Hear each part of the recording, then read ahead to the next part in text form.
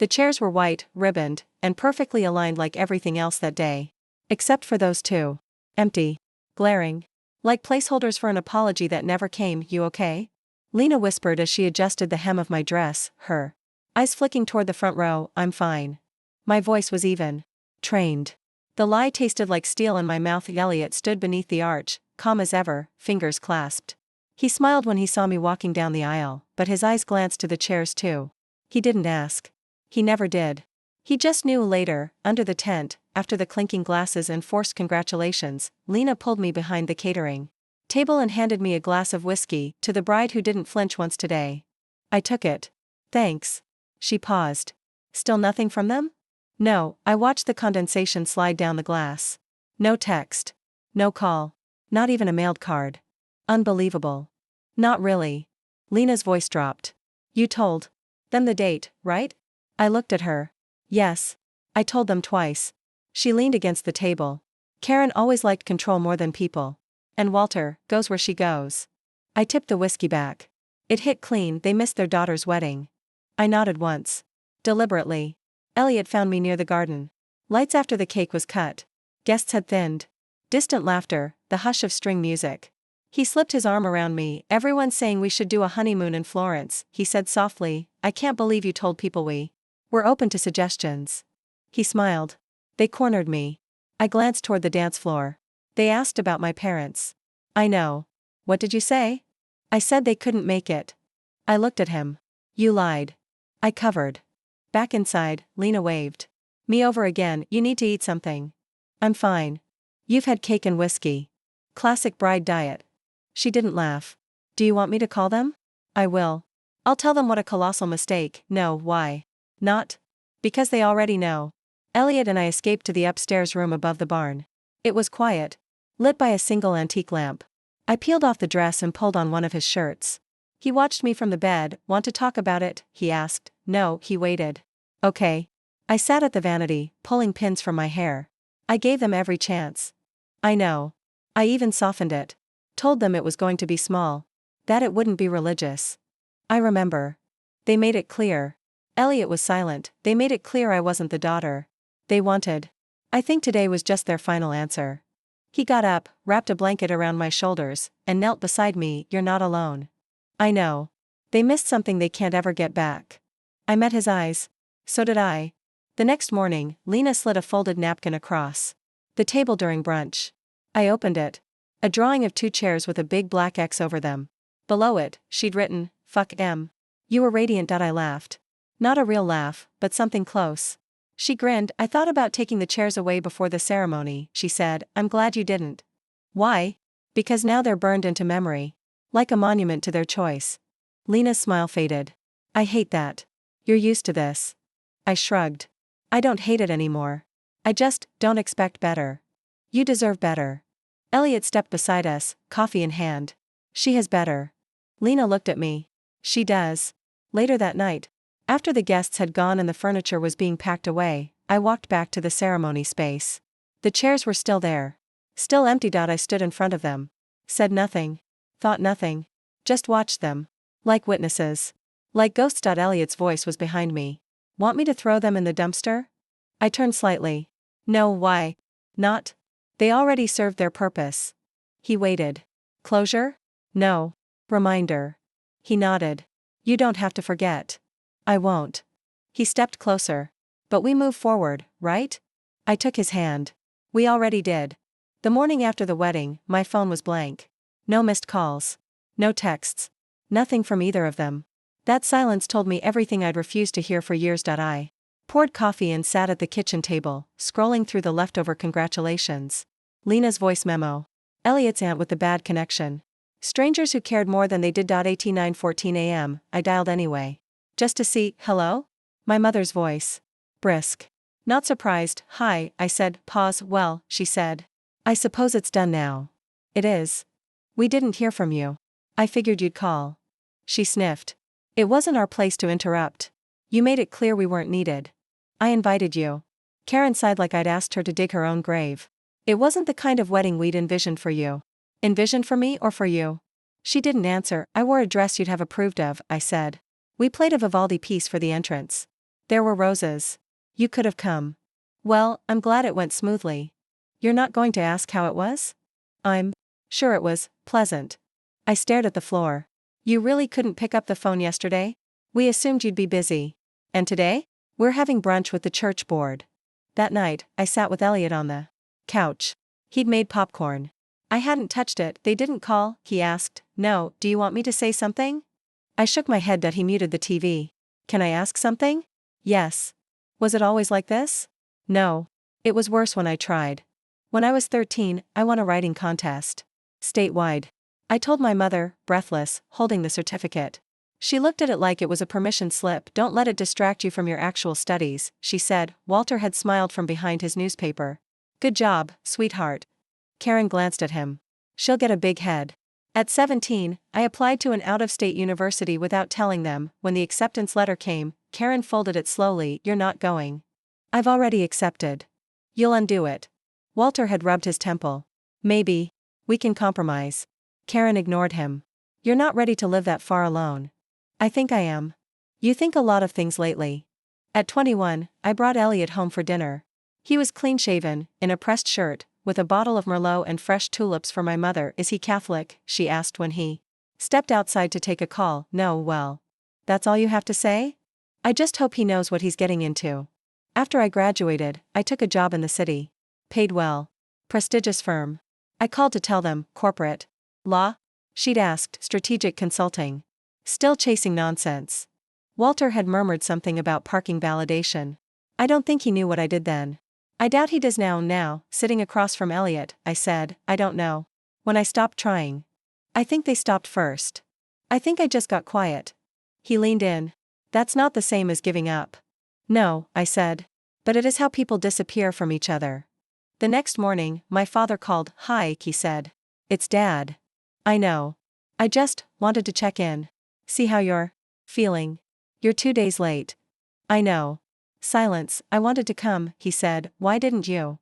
Your mother thought, there it is. She thought it would be complicated. And you agreed. I didn't say anything. That's the problem, Dad. You never say anything. I'm calling now. I laughed. Because? You feel guilty? Because I love you. You love what doesn't make waves. Please don't say that. Why not? It's true. He breathed through his nose. You were beautiful. I saw pictures. Lena posted some. Glad you got to attend virtually. I wish I'd been there. You weren't. After I hung up, I deleted his number, not in anger. In certainty, that was the day I understood, there are different kinds of orphans. Some of us are just born slow enough to notice ***. The test strip lay on the sink like a verdict. 2 pink lines. Bold. Unapologetic. Elliot knocked. You okay in there? I flushed the toilet for effect. Yeah. Just a minute. I opened the door. He looked at my face and stopped smiling. What? Is it? I held up the test, his eyebrows lifted. Are you sure? I nodded. Took 2. He stepped back like he needed a wider view. Wow. I leaned against the doorframe. Yeah. You're pregnant. That's what it says.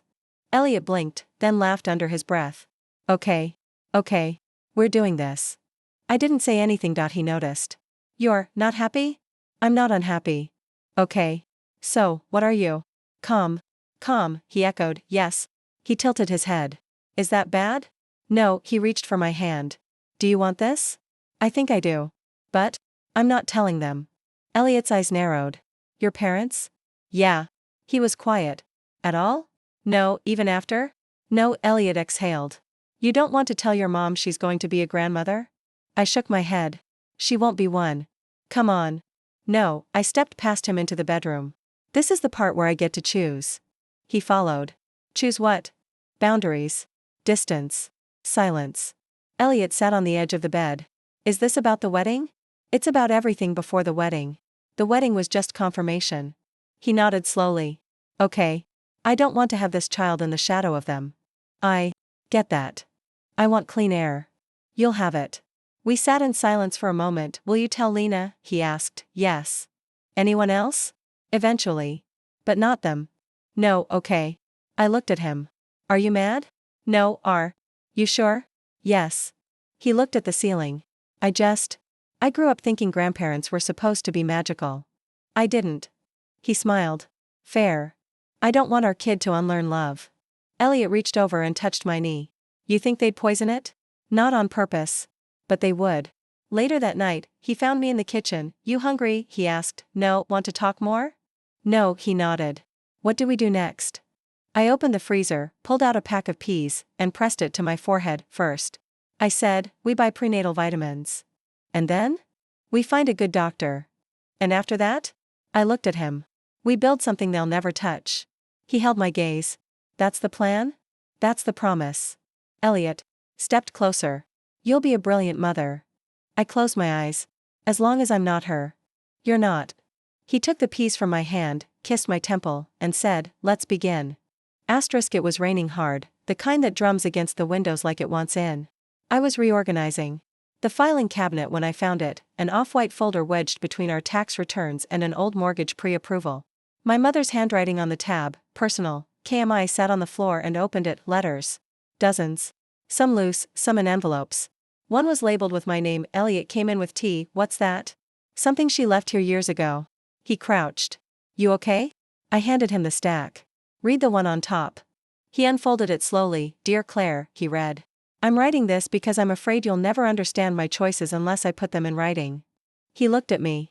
You want me to keep going? Yes. You always see things as black and white, right or wrong. But life is more complex than your feelings allow for. I tried to give you structure. I tried to keep you safe. I'm sorry if that felt controlling. I laughed. If. Elliot kept reading. Your father and I did the best we could under the circumstances. If you feel distant from us, I urge you to consider your own rigidity. Wow. She always hated when I disagreed. Elliot shook his head. It's like she's apologizing without actually doing it. She never mailed this. She didn't need to. I flipped through the rest, some addressed to no one. Notes about my childhood. Her grievances. Observations. Lists. Underlined phrases like emotional immaturity and Rachel's influence. Wait, I said. Look at this one. He took it. Rachel encouraged Claire to question me. I don't think Rachel ever recovered from being the less loved sister. She's still obsessed. I thought they didn't talk. They don't. Rachel called me once when I turned 18. Said if I ever needed her, she was there. You never told me that. I shrugged. Didn't seem relevant. Elliot lowered the letter. So, your mom kept these here. In your house. She probably assumed I'd never look. She was wrong. I picked up another. Claire always needed to be right. Even as a child. She would cry when corrected, as if truth were a betrayal. Elliot frowned. This is next-level deflection. I nodded. She wrote these to preserve her version of me. You think she ever intended to send them? No. They're not for me. They're for her. He tapped the edge of the paper. This is psychological warfare. I set the letters aside. It's control. Still. Even now. Elliot touched my arm. What do you want to do with them? I don't know yet. He stood. You want me to leave you with it? No. Stay. We sat together, quiet for a while, then I said, she really hated Rachel. Why? Rachel left. Moved to Seattle. Married a man Karen didn't approve of. Didn't look back. She sounds like someone you should call. Maybe. Elliot folded the top letter. She says you see things in black and white. I don't. I just stop explaining gray to people who enjoy pretending it's white. He smiled. You should write that down. I looked at the file. Maybe I will. The baby monitor hissed softly beside my laptop. Cell-shaded graphs, trust schedules, guardianship protocols, columns nested inside columns. I stared at the screen and adjusted the formula again. Elliot walked in, holding our daughter. She was swaddled, half asleep. You've been at this for hours, he said. I know. She's out. Good. You should be too. I looked at him. I have a meeting with Marcia at 9. She's a lawyer, Claire. She's not going anywhere. I closed the laptop gently. Neither am I. Marcia's office smelled like lemon polish and quiet money. She wore navy and spoke like every sentence was admissible in court. Do you want to start with the estate or the no-contact structure? She asked. No contact. Marcia nodded, sliding a form toward me. This is standard language for parental estrangement. You can add specific names, limitations, and enforcement mechanisms. I want it airtight. We can draft an injunction contingent on future contact attempts. Even passive ones. No birthday cards. No emails. She paused. Would you consider supervised contact if they, no, understood? I Watched her write. Is this enforceable? If they breach it, yes. But it also sends a message. I want the message to be clear, they don't get to show up just because they regret something. Marcia looked up. You want protection? Yes. For her. Back home, Elliot fed the baby on the couch. I sat beside them with a notepad. I want to appoint Claire as secondary guardian, I said. He glanced at me. You don't think I'll outlive you? She has instincts. She does. And she'd never let my parents within 100 yards. He nodded. Then it's Claire. I wrote it down. Elliot looked at the baby. You think they'll ever try to reach out? They won't risk looking wrong. But what if they do? I met his eyes. Then I'll make it hurt. Marcia sent drafts in color-coded folders. Red for legal, green for financial, blue for personal directives. I read every line out loud while rocking the baby to sleep. I'm naming Claire executor. Elliot raised an eyebrow. Not me. You'd try to make peace. Would that be so bad? Yes. One afternoon, Marcia called. There's a tax angle we should cover. Trust versus will distribution. You want the bulk shielded from probate? Yes. Charitable bequests. Half to the women's shelter. The rest in a college fund. In her name only. Not even. Your husband? He won't mind. I heard Marcia smile. All right. Elliot found me in the nursery, labeling boxes. You're creating a fortress, he said. I'm creating a filter. From people who aren't even here. They'll try eventually. In some performative, scripted way. I'm building the wall now. You think she'll ask about them someday? Probably. What will you say? That I protected her from something invisible but real. He looked down at our daughter. You're planning every inch of her future. Just the edges. He exhaled. You're colder than I thought. I'm cleaner than they were. He nodded. Okay. Marcia slid one last folder across her desk. This one is personal. Letter of intent. Optional. What's it for? Anything you want to say, in your words, in case you can't one day. I picked up the pen. They used silence as leverage. Use clarity as armor. I started to write *******. The invitation was cream-colored, minimal, and sealed with a gold foil sticker. No photos. No smiley fonts. Just the time, date, and location in serif type. I sent 2 copies, to the address I'd memorized as a child and again to their churches. P.O. Box. Claire raised an eyebrow when I told her. You sure? Yes. They'll read it. I want them to. Claire sipped her tea. But you don't want them to come? No, she leaned back. You want them to not come? Yes. She gave a low whistle. Okay. That's cold. It's clean. The week of the party, Claire and I hung streamers while the baby napped. Should I assign someone to check the door? She asked. They won't come. But if they do? Then they can turn right back around. Claire grinned. God, I like you more every year. Elliot came in carrying balloons. She's going to love these, he said. She won't remember, I replied. That's not the point. No. It's not. He looked at me. Still nothing? No, Claire watched us. Do you want them to write back? Just a line? Just something? I want to confirm the silence wasn't an accident. Claire, Elliot said gently. No. I interrupted. Let her ask. Claire hesitated. Is it possible they're waiting for you to say something first? I already did. The invitation was the something. The morning of the party, I checked the mailbox again, empty. I stood there for a long minute before going inside. Claire was at the stove, flipping pancakes. Well? I shook my head. No surprise, she said. No, but still. Yes. The house filled with people, friends, neighbors, coworkers, little kids with frosting on their faces. Laughter bounced off every wall. I stood by the window, watching cars pull up. Elliot brought me a drink. You're doing it again. Doing what? Counting the cars. They won't come. I know. But you're still watching. I know. He touched my back. She's happy. She's untouched. He smiled. That's because of you. Claire found me in the hallway after cake. Come see what she's doing. I need a minute. She's tearing wrapping paper like it's a war crime. It's incredible. I smiled. Be right there. Claire hesitated. I know I'm not your mother. I know. But if you ever need, I do. She blinked. I already do. She nodded. Okay, then. That night, after everyone left and the baby was asleep, Elliot handed me a small envelope. What's this? A gift. From Claire. She asked me not to make a thing of it. I opened it. Inside was a photo. Me, holding the baby, both of us laughing. Someone had caught it mid-movement, light, unguarded, real. On the back, Claire had written, you're not missing a thing. I put it on the fridge, then I threw away the RSVP cards I'd left on the counter, unopened and untouched. The envelope was glossy red, printed with pine branches in gold cursive that said warmest wishes. Inside, a photo of a golden retriever wearing a plaid scarf, sitting in front of a fireplace. No message. No signature. No mention of a granddaughter. Just their last name printed neatly at the bottom. Elliot held it like it might explode. Is this a joke? No, I said, this is how they reach out? Not even that. It's a performance. He turned the card over. Not a single word. Exactly. He handed it back. What do you want to do? I already called Marcia. Marcia read the draft aloud, her voice as even as her blazer. To Karen and Walter, this letter serves as a formal directive. You are not to initiate contact with me, my husband, or our daughter, directly or indirectly, without express written invitation. This includes, but is not limited to, correspondence, gifts, appearances, or inquiries through third parties. She paused.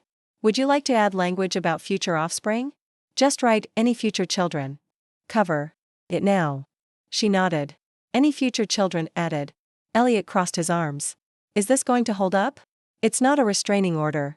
But it's legally binding if they ignore it. We have the paper trail, including the card. It was just a photo, he said, and that's what makes it so perfectly damning, I said. Marcia raised an eyebrow. You're certain this is what you want? Yes. She nodded. Then I'll notarize.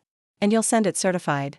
At the post office, the clerk behind the counter looked from the envelope to me. Registered, return receipt? She asked. Yes. Do you want to require a signature? Absolutely. 3 days later, I got the confirmation in my inbox. Signed for. Delivered. Done. Claire was sitting at our table folding laundry. You really did it? Yes.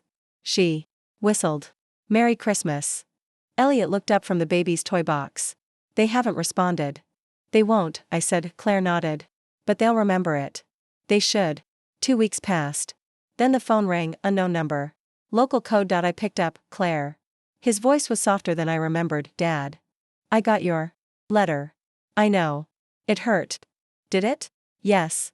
I waited. You really mean it? He asked. I don't send empty threats. I didn't know about the card. Karen did it. She used your name. She thought, I don't care. She thought maybe it would start something. It did. He was quiet. You think I'm being cruel, I said. I think you're being final. Good. She's not the only one who misses. You had years.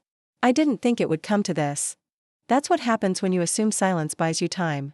After I hung up, Elliot came into the kitchen. That was him. I figured. He didn't even ask about her. Elliot nodded slowly. They never will. Later, I sat on the porch with the letter in my hand. The notary stamp gleamed faintly in the porch light. Claire stepped outside. Want company? Yes. She sat beside me. Any fallout? No. She looked at the envelope. That's your handwriting? Yes. She smiled. It's beautiful. Thanks. You know, she said, when I first met you, I thought you were too composed. Like you never let anything in. I had to be. I know that now. We sat in silence for a moment. She touched my wrist. I'm proud of you. Why? You didn't flinch. I never do. She smiled. But this time you made it count. The first call came on a Sunday. I was folding towels. Elliot handed me the phone with a cautious look. Hello? Claire, dear, it's Mrs. Haverhill. Her voice hadn't changed. Still sugar with a splinter underneath. I hope this isn't a bad time. It's fine. I ran into your mother at the pharmacy.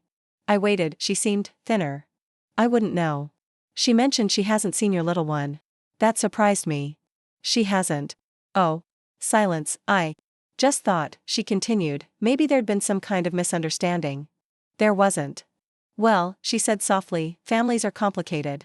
They don't have to be. 2 days later, a Facebook message popped up from someone named Anita Dunlop. Hi Claire. I don't mean to pry, but your mom seemed really upset when I saw her last week. I just hope everything's okay. I typed one sentence back. Everything is exactly as it should be. Claire was sorting old baby clothes when I told her. Mrs. Haverhill called. She's still alive? Apparently fueled by gossip and weak tea. Claire laughed. What did she want? Clarity. And you gave her? Silence. She nodded. Sharp tool. It always has been. The next knock came in person.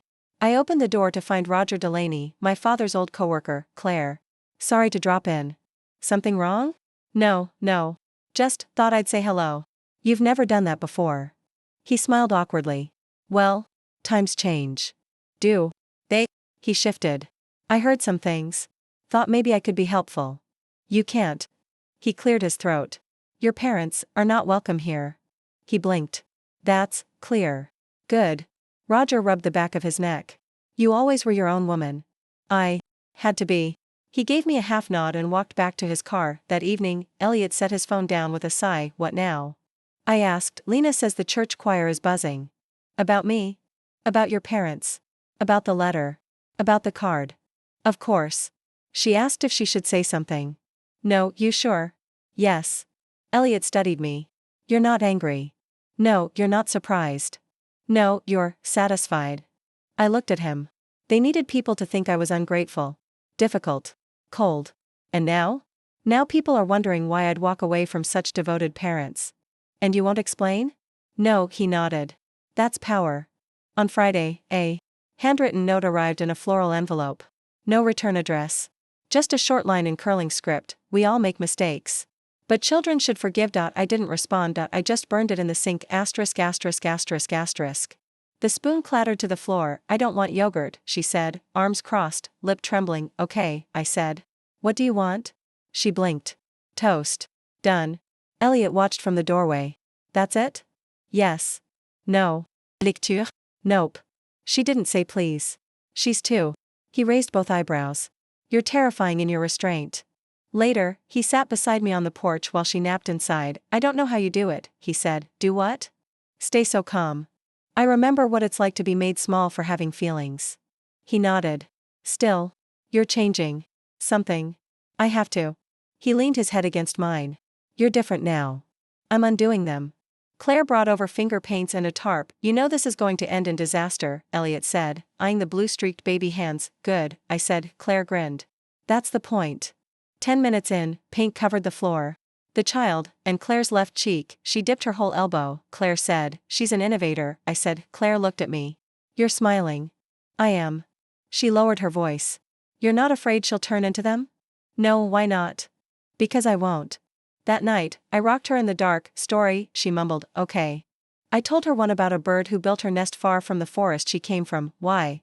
Because it wasn't safe there. She yawned. Did the bird have friends? She made new ones. Did she fly good? She flew exactly how she needed to.